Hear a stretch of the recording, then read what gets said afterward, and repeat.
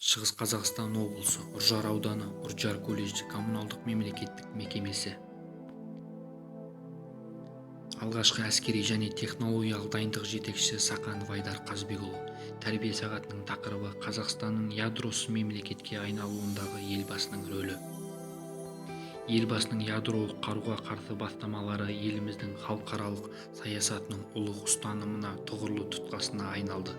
Қазіргі құбылған заманда да құбылысынан жаңылмаған Қазақстанның осы ұстанымнан таймай антиядролық қозғалыстың көшін бастап, тағдыры тұтас, тілегі ұқсас адамзат қауымын ақырзаман қаруынан азат әлемге бастап келеді. Бірегей жаһандық ұйым Біріккен ұлттар ұйымының 2007-2016 жылдар аралығында бас хатшы болған Пан Ги Мун Қазақстанның тұңғыш президенті ядролық қарусыздану процесіне жетекші болуға лайық жалғыз лидер деп атады. Осы арқылы ол адамзат жылнамасында бірінші болып ядролық сынақты толық тоқтатқан және ядролық әлеуеттен түбегейлі бас тартқан елбасының тарихи орнын атап өтті. Нұрсұлтан Назарбаев адамзатқа ұлы мирас сыйлады. Ол бейбітшілік, тұрақтылық және орнықты даму мәселелерін тек өз елінде ғана емес, халықаралық деңгейде ілгерілетіп келеді. Нұрсұлтан Назарбаев сөзсіз әлем тарихындағы ең ұлы лидерлердің бірі. Біріккен ұлттар ұйымының бас хатшысы болып тұрған тұста маған жаһандық және өңірлік деңгейдегі бейбітшілік пен қауіпсіздік мәселелері бойынша ақыл қажет болғанда мен кеңес сұрап осы тұлғаға жүгінетінмін деп жазды өткен жылы Пан Ги Мун. Біріккен ұлттар ұйымының бұрынғы бас хатшысы марқұм Кофи Аннан да елбасының тарихи рөліне мән берді. Қазақстан өзінде бейбітшілік пен тұрақтылық орнаумен, экономикалық өсім жолында болумен басқа елдерден дараланды. Қазақстан өзгелерге өнеге болатын мемлекет. 1991 жылы ядролық қарудан ерікті түрде бас тарту және сынақ полигонын жабу арқылы Нұрсұлтан Назарбаев ядролық қаруды таратпау және қарусыздану бағытындағы жаһандық күш-жігерге салмақты серпін берді. 60 жыл бұрын құрылғаннан бастап Біріккен ұлттар ұйымы дәл осы мақсатқа қол жеткізуге ұмтылған болатын, деді Кофи Аннан.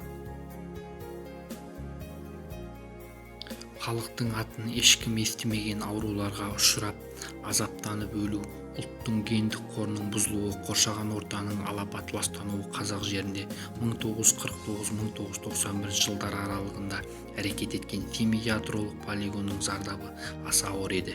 Семей ауада, жер үстінде және жер астында 500-ге тарта атом бомбасы жарылды. Бұл ядролық қару пайда болғалы бүкіл әлемде жүргізілген сынақтардың жартысы. Жарылыстар полигон айналасында тұрған 1,5 миллионнан аса қазақстандықтың тағдырын жарым-жан етті. Жергілікті халықтың пікірмен санаспаған кеңес билігі көп жыл бойы Семейдегі ядролық жарылыстар арқылы қарсылас державаларды тежеуге, оларға қыр көрсетуге талаптанып келді. КСРО күйрегенде одақтық генералдар Қазақстанның осы қаһарлы инфрақұрылымды сақтағанын қалады. Абырой болғанда ядролық қарумен халықаралық қоғамдастыққа қоқан-лоққы жасаудың мәнсіз екенін, оның соңы оқшаулануға апаратынын түсінді. Ядролық қарусыз әлемнің берік жақтаушысы ретінде Нұрсұлтан Назарбаев Қазақ КСР-ның президенті болып тұрған тұста, яғни 1991 жылы 25 тамызда өз жарлығымен Семей ядролық сынақ полигонын жапты. Осылайша ол баршаға теңдессіз тағылым берген тарихи тұлға, жаппай қырып жою қаруын таратпау және қарусыздану қозғалысының батыл лидеріне айналды. Қазақстан үшін бұл нағыз тәуелсіздікке қарай жасалған шешімді қадам болды. Семей полигоны жабылғасын ақш-тың Невадасындағы, Қытайдың Лобнарындағы және Францияның Мурора қаласындағы аса ірі полигондардың үні өшті. Елбасы мұнымен шектелмей қуаты жөнінде әлемде 4-ші саналған ядролық арсеналда шешімді түрде бас тартты. Әйтпесе кеңес одағы ыдыраған кезде Қазақстан аумағында 100-ден аса континентарлық баллистикалық зымыран және 1400 ядролық оқтұмсық орналасқан еді. Тәуелсіз Қазақстан осы қуатты ақырзаман қаруын шоқпар ретінде пайдаланбады. Өзгені қорқытып үркіту саясатынан бойын аулақ салды.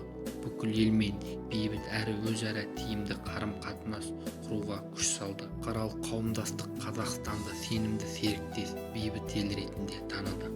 Қазақ елі 1996 жылғы 10 қыркүйекте Біріккен ұлттар ұйымының бас ассамблеясының 50-ші сессиясында қабылдаған ядролық сынақтарға жаппай тыйым салу туралы келісімге алғашқылар қатарынан қол қойды. Республикамыз аталған келісімге әлі күнге мақұлдамаған, ратификацияламаған мемлекеттерді соған қол қоюға және бекітуге белсенді үгіттеп келеді. Мысалы 2015 жылы тұңғыш президент Нұрсұлтан Назарбаев пен Жапония премьер-министрі Синдзо Абе бірлескен мәлімдеме жасап, дүниежүзіндегі барлық елді осы келісімді тану қажет екенін нықтады. Ядролық қару ұстанудың көшбасшысы ретінде Қазақстан орталық Азиядағы ядролық қарудан ада аймақты құрды. Уағдаластыққа сәйкес осы аймақта жаппай қырып жою қаруларын орналастыруға, өндірісін жолға қоюға тыйым салынған. Бұған жауап ретінде өзге ядролық мемлекеттер аталған ядролық қарусыз аймаққа енген елдерге қарсы ондай қаруды қолданбауға міндеттеме алды. Жаһан жұртшылығы ядролық тажалды жеңген қазақ халқының еңбегін мойындады. Ядролық қарусыздануға арналған халықаралық жиын саммиттерінде бұл салада Нұрсұлтан Назарбаев пен айбынын салыстырар, айдынын жарыстыра, тәжірибеде теңестірер тұлғаның жоқ екені де айтылып жүр.